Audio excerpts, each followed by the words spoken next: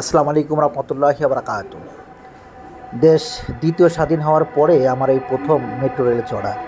আর এই মেট্রো রেলে চড়বো এই চিন্তাভাবনা থেকেই মতিঝিল থেকে রওনা দিব হচ্ছে উত্তরা। এই থিঙ্কিং থেকেই বাসা থেকে বের হয়েছি। তারপর মতিঝিলে এসে মেট্রো রেলের জন্য অপেক্ষা করছিলাম টিকিট মিকিট কেটে। দেন মেট্রো রেলে যখন উঠলাম, ওঠার পরে বাইরের এই দৃশ্যটা দেখে আমি আসলে নিজেকে আর লুকিয়ে রাখতে পারলাম না। দেন আমি ভিডিও করা শুরু করে দিলাম আর কি। আহ, আমি যেই ট্রেন দিয়ে যাচ্ছিলাম, পাশে যে আরেকটা যে প্ল্যাটফর্ম ছিল সেইগুলো আমি ভিডিও করতে থাকলাম। মাঝে মধ্যে ভিতরের দৃশ্যটা ভিডিও করতে থাকলাম, যদিও লোকালে ভিডিও করতেছিলাম আর কি। কারণ লজ্জাও লাগতেছিল যে ভিডিও করতে দেখলে মানুষ কী না কি বলবে। তো দেখছেন যে ভিতরের দৃশ্যটা মানে বসার মতো তেমন জায়গা নেই বলেই কিন্তু সবাই দাঁড়িয়ে রয়েছেন। আর যারা বসে রয়েছেন তারা তো আরামসে বসে রয়েছেন, মোবাইল টিপছেন, গল্প করছেন, কচু গল্প করছেন। নানা ধরনের কথাবার্তা কিন্তু এখানে হচ্ছে। আপনারা শুনেছেন যে মেট্রো রেলের ভিতরে অনেক কিছু হয়, অনেক কিছু শোনা যায়। ঘটনা কিন্তু সত্যি, তাই দেখলাম। একটা জিনিস আপনাদেরকে দেখাবো, এই যে এখানকার যে ভাই গেটে দাঁড়িয়ে আছে, এটা কিন্তু স্বয়ংক্রিয়ভাবে গেট খুলে গেল। এখানে কিন্তু কোনো সুইচ কিংবা কোনো কিছু দেওয়ার প্রয়োজন নেই, এটা অটোমেটিক্যালি গেট খুলে গেল। তারপর মানুষজন বের হয়, ঢোকে। এটা কিন্তু অটোমেটিক্যালি এখানে কাজ হয় আর কি। এই যে অটোমেটিক্যালি দরজা লক হয়ে গেল। দেন তারপরে আবার এই গন্তব্যস্থল থেকে আমরা আবার যাত্রা শুরু করলাম।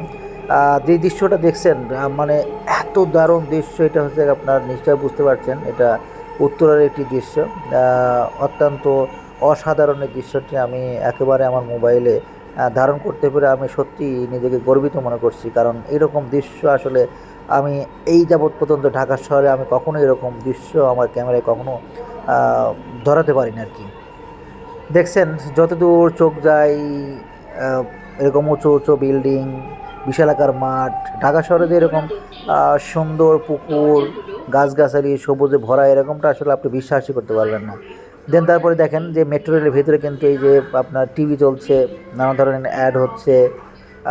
তারপরে এই সাইডে আছে কোথায় কখন কোন স্টেশনে নামবে সেই সবই কিন্তু এখানে বলে দিচ্ছে। যারা ভিতরে আছেন, বসে আছেন, তারা আরামসে খোঁজ গল্প করছেন, মোবাইল টিপছেন, দেখতেই পাচ্ছেন। তো তারপরে আমার আবার ভালো লাগলো, আমি এক সিট থেকে উঠে গিয়ে আর এক সিটে বসলাম, সেখানেও বসে এই দৃশ্যটা ধারণ করার জন্য আর কি। মূলত অসাধারণ এই দৃশ্যটা আমি না ধারণ করলে হয়তোবা আমার মানে জীবনের অপূর্ণতা থেকে যেত আর কি। যেই জায়গা থেকে আমি এই দৃশ্যটা আমি ধারণ করলাম। একটা জিনিস বলে রাখি, ট্রেনের মধ্যে আপনি যেখানে যাবেন না কেন, আপনার আগে ওঠার আগে আপনি কোন গন্তব্যে যাবেন সেই অনুযায়ী আপনাকে টিকিট কাটতে হবে। টিকিট কেটে দেন আপনাকে ট্রেনে উঠতে হবে, মেট্রো রেলে উঠতে হবে। তা না হলে কিন্তু আপনি কোনোভাবেই টিকিট ছাড়া আপনি মেট্রো রেলে উঠতে পারবেন না। কারণ এখানে সব কিছুই রয়েছে। এখানে পুলিশ রয়েছে, ট্রাফিক রয়েছে, এবং এটাকে ব্যবস্থাপনার জন্য, টিকিটের জন্য, আদান প্রদানের জন্য কিন্তু আলাদা আলাদা লোক রয়েছে। যাই হোক, আমার খুব ভালো লাগছে এই মেট্রো রেলের।